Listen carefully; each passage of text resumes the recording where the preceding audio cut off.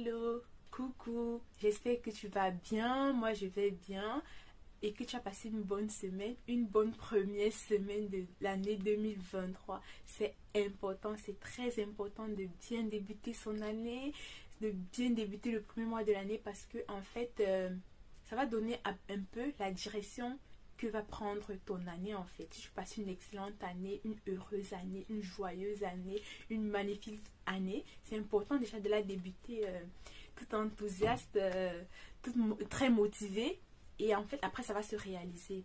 Voilà, je prends un petit exemple pour t'illustrer ce que je suis en train de dire. Par exemple, si tu dors, tu passes une mauvaise ou une bonne nuit et que le matin lorsque tu te lèves, tu es contrarié, tu es fâché, tu es en colère, l'humeur du matin va se propager tout au long de ta journée. Et qu'est-ce que moi je te propose de faire? Je te propose de faire ce petit exercice quand lorsque tu te réveilles, tu peux sourire et rire aux éclats pendant 1 à 2 minutes. C'est très efficace ce que je te dis là. Je l'ai déjà pratiqué plusieurs fois. Et du coup, tu prononces des paroles positives, des paroles positives, des affirmations positives sur toi. Par exemple, je suis en bonne santé, je vais passer une bonne journée, je vais passer une merveilleuse journée. Toutes les activités que je vais faire, je vais bien les faire. Mes collègues, tout ça, l'ambiance, tout ça. Tu te proclames déjà toutes ces bonnes paroles-là. Et c'est comme ça que lorsque tu vas aller au travail, tu vas aller à l'école, tu vas aller dans tes différentes activités de la journée. Si par erreur ou même sciemment quelqu'un te bouscule dans la rue, tu ne vas pas t'emporter rapidement parce que tu es de bonne humeur. Tu vas dire à la personne, passe avec ta malchance là. Non, c'est pas grave, vas-y. Quelqu'un va te heurter dans les transports, tu ne vas pas te fâcher, commencer à... Tu vois un peu quoi. Voilà. Du coup, dans cette vidéo, nous allons parler de l'importance de bien s'entourer. Que ce soit physiquement, face à face, que ce soit... Alors, avant de débuter le sujet du jour ou la thématique, je souhaiterais d'abord apporter un complément, un supplément de ma vidéo précédente en ce qui concernait le bilan de l'année 2022 et l'importance de rédiger ses vœux. Et aussi, j'aimerais souligner le fait que c'est important de partager tes vœux ou bien une partie de tes vœux, de tes objectifs annuels avec un ou plusieurs personnes. Ça peut être des amis, ça peut être des membres de ta famille. Pourquoi? Parce que en regardant les objectifs de l'autre, ça peut t'édifier, ça peut vous entraider. Non, oui, ça peut vous inspirer, voilà, voici le bon thème. Tu t'inspires de ses objectifs, il s'inspire de tes objectifs. Tu peux voir que, ah, j'ai oublié l'aspect sportif, ah, j'ai oublié tel plan en fait, dans mes objectifs. Et la deuxième raison, ou bien la deuxième importance de partager tes objectifs annuels, tes vœux de l'année, avec une personne de confiance, bien sûr, c'est que ça va te motiver, ça va te booster parce que tu as déjà annoncé à la personne ce que tu vas réaliser ou ce que tu veux réaliser. Et maintenant, en fin d'année, pour ne pas décevoir la personne ou les personnes, tu vas faire tout et pour tout en fait pour atteindre cet objectif. Ce qui est génial tout simplement. Alors, en ce qui concerne mes objectifs de 2023, sur le plan épanouissement, j'aimerais également aller à la piscine 2 fois par mois, c'est-à-dire tous les 2 semaines. C'est important pour moi d'aller à la piscine, l'eau c'est trop bien, ça me permet de me détendre, de mouvoir un peu mon corps, pour ne pas être trop... voilà. Donc, ça fait partie de mes objectifs. Et également sur le plan sportif, j'ai pour objectif de pratiquer plus de sport que les années précédentes parce que je pense que le sport c'est important pour la santé, pour plein de choses. Et il fallait vraiment que je l'inclue dans mes objectifs parce que de fois on tombe malade parce qu'on ne fait pas des activités sportives. Donc c'est un peu ça. Je souhaiterais faire sport minimum 1 fois par semaine. Ça peut être du jogging, ça peut être courir, ça peut être aller en salle. Voilà. Ensuite, comme autre objectif que je me suis fixé pour l'année 2023, c'est de dormir avant 23 heures. C'est important parce que le sommeil de la nuit, c'est un sommeil réparateur. Le sommeil de la journée, dormir en journée, ça ne peut jamais remplacer dormir dans la nuit en fait. Donc je me suis fixé pour objectif ne pas être sur les réseaux sociaux, ne pas être devant l'écran, la caméra peu importe de dormir au plus tard à 23 heures. Et maintenant, si j'ai prévu de dormir 6 heures ou 7 heures par nuit, de vraiment dormir 6 heures ou 7 heures de manière consécutive afin de récupérer les forces, l'énergie pour être productif en journée, pour être en pleine forme dans la journée. Voilà. Comme autre objectif, je me suis fixé également pour objectif de sourire chaque jour. Un smile par jour, un smiley par jour. De sourire chaque jour ou de rire aux éclats, ça dégage le corps, l'esprit, ça apporte de la bonne humeur. Voilà. Comme autre objectif, je me suis fixé pour objectif de lire un livre par mois, c'est important. J'ai compris l'importance de la lecture. En 2022, j'ai fait un progrès par rapport à l'année 2021. J'ai lu 8 livres en entier, mais ce n'était pas suffisant. Je trouve que ce n'était pas suffisant. J'ai écouté également 5 à 6 livres audio. Et cette année, je me suis fixé pour objectif de lire un livre papier physique par mois. Au total, ça va faire 12 livres à l'année. C'est pas mal. Et d'écouter 1 à 2 livres audio par mois. Les livres audio, c'est vite fait. C'est environ 1h30 à 3h. Tu te cales un créneau horaire pour faire ta lecture. Bon, pour écouter un livre audio, ça peut également t'apporter quelque chose. C'est culturel, c'est formateur. Voilà. C'était tout pour mes objectifs. Mais par contre, lorsque j'étais dans mes réflexions et tout, je me suis dit, pourquoi toujours se fixer des objectifs? Je vais faire ci, je vais faire ça. C'est aussi important, vu son bilan de l'année précédente, de regarder ce qui n'était pas bien, de ce qu'on a mal fait, ou bien de questionner son entourage sur son comportement, sur ses qualités et ses défauts, voilà. Et du coup, je me suis dit, je vais aussi me fixer des objectifs négatifs. Non, des objectifs que je dois abandonner. Quelles sont les choses que je dois abandonner en 2023? Qu'est-ce que je faisais en 2022 qui ne m'a rien apporté ou bien qui a déplu aux gens et que je dois arrêter? Voilà, tout simplement. Je vais juste prendre 2 ou 3 exemples. Par exemple, passer des heures et des heures sur les réseaux sociaux, ça ne m'apporte pas grand-chose.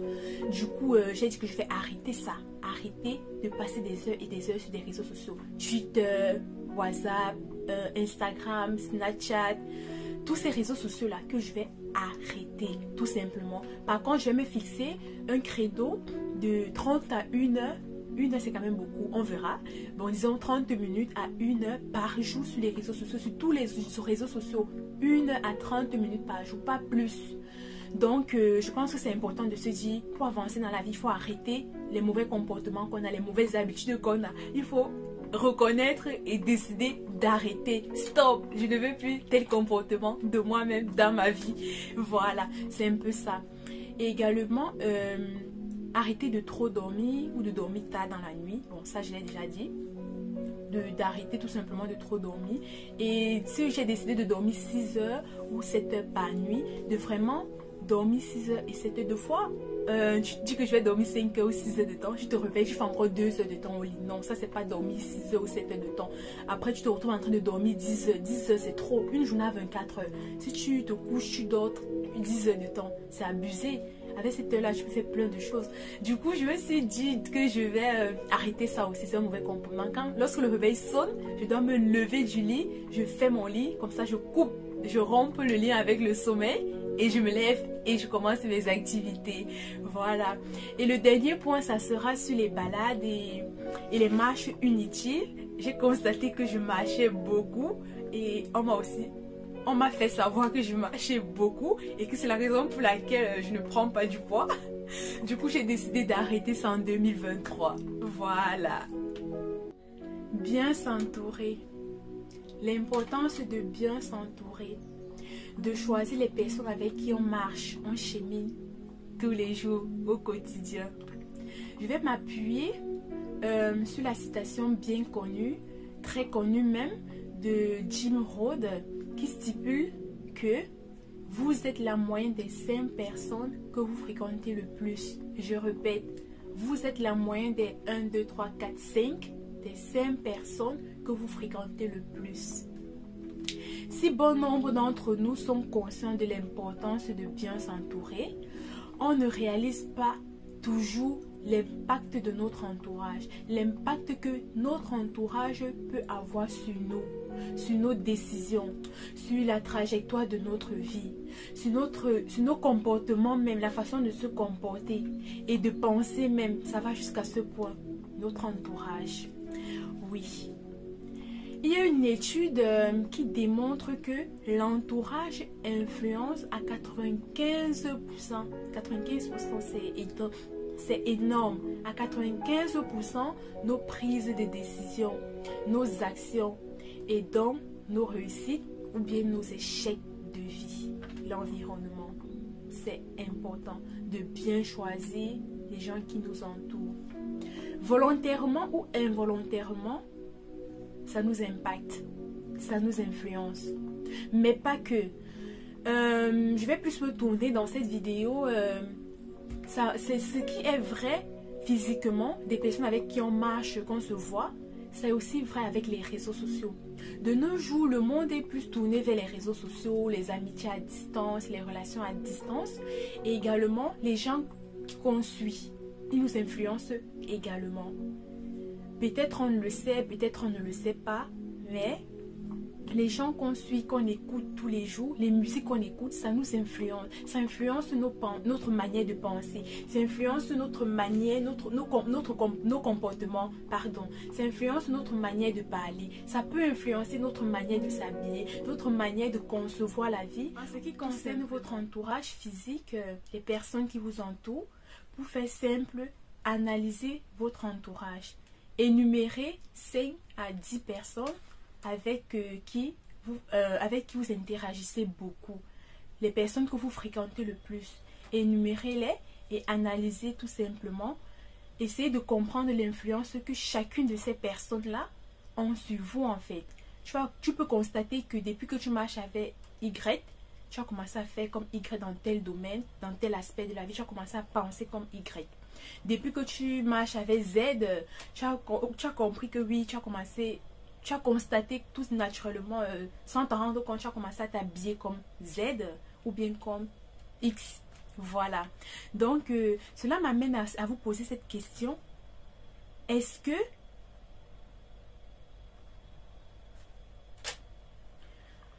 cela m'amène...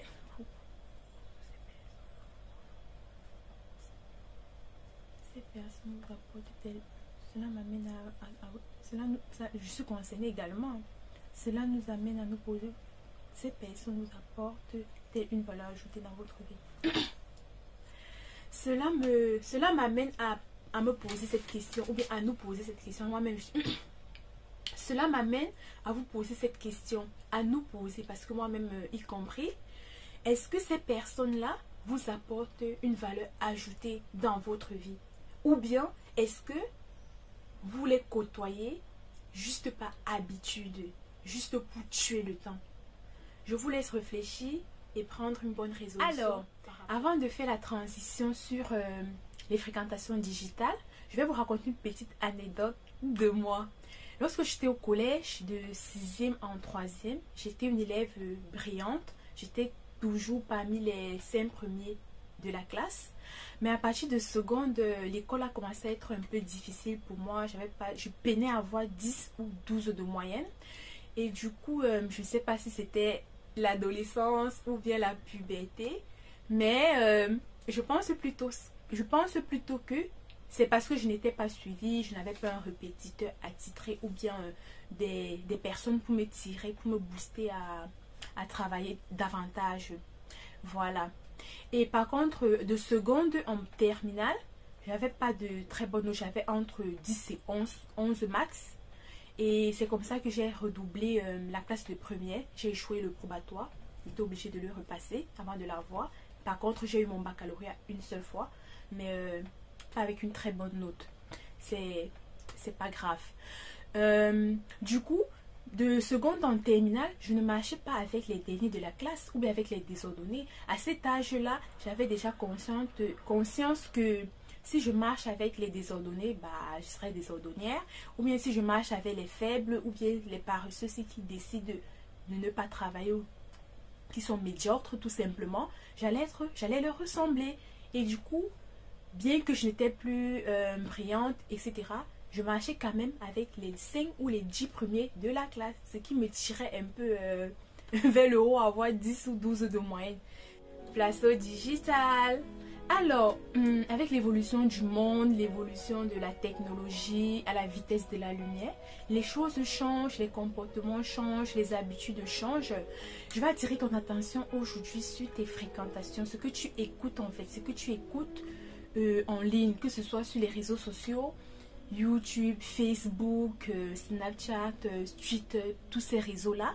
Fais attention à qui tu suis et à ce que tu écoutes parce que ça t'influence fortement. Si tu as l'habitude d'écouter les femmes fortes et indépendantes, féministes et tout là, tu vas commencer à penser comme eux, à faire comme eux, à revendiquer comme eux. Si c'est ce que tu veux, tant mieux.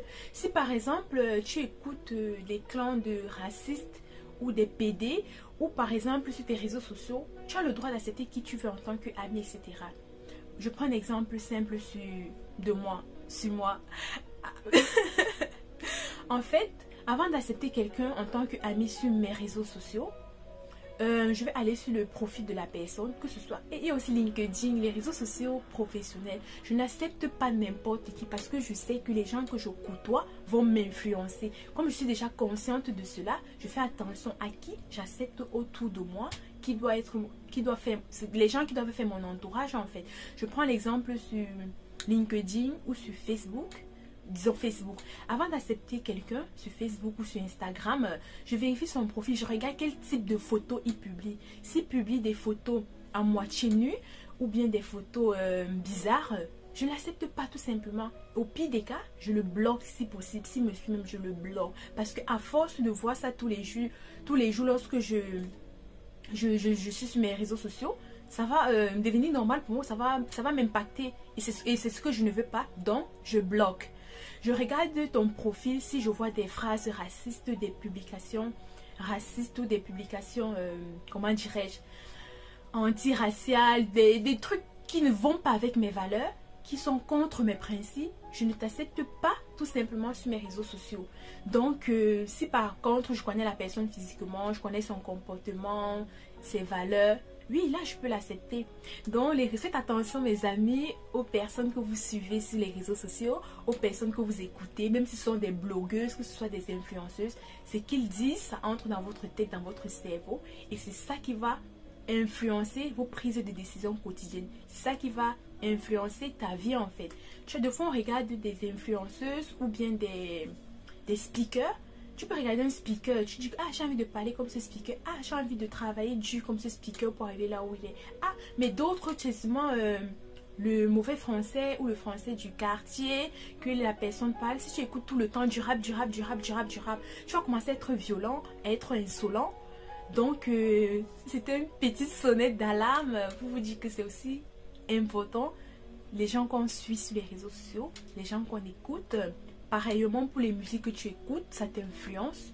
Donc, à vous de prendre des bonnes résolutions en fonction de vos valeurs, en fonction de la femme que tu as envie de devenir, en fonction de l'homme que tu as envie de devenir. C'est à toi de faire les bons choix. Ta vie t'appartient, c'est toi qui prends les décisions sur ta vie, dans ta vie, ce qui est bien pour toi, ce qui n'est pas bien, c'est toi qui décides. Ne te laisse pas influencer à 95%. En conclusion, bien choisir ses amis, bien choisir les personnes avec qui on décide de marcher, de cheminer, de côtoyer. C'est pas pour dire que vous allez rejeter certaines personnes ou bien vous allez détester certaines personnes. Non, tu as tout simplement le droit et le devoir de te protéger toi, le droit et le devoir de choisir les personnes avec qui tu veux marcher. Par exemple, si tu vas jouer au ballon avec des personnes, si tout le temps tu vas au restaurant avec une personne ou des personnes qui n'ont pas tes valeurs, tu t'attends à quoi? Tu vas les ressembler, tu vas vouloir te fondre à la masse et leur ressembler, tu vas vouloir t'intégrer. Le sentiment d'appartenance va faire que tu vas vouloir les ressembler. Si de nature tu t'habillais bien, simple, de manière décente et tu commences à marcher avec un groupe de filles, un groupe de garçons qui mettent les pantalons en bas des fesses, un groupe de filles qui s'habillent d'une certaine manière, forcément, lorsque vous allez faire du shopping, tu vas commencer à acheter des tenues qui leur ressemblent à elles, qui ne te ressemblent pas à toi. Voilà, du coup c'est ça, bien choisir ses amis. C'est pas pour dire que tu dois rejeter certaines personnes, non, mais c'est toi qui donnes accès aux gens à ta vie. C'est toi qui donnes accès aux gens à entrer dans ta vie. Voilà. C'était tout pour cette vidéo. Je vous invite à liker, à partager. Cela me fera beaucoup plaisir. Ciao, à la prochaine vidéo.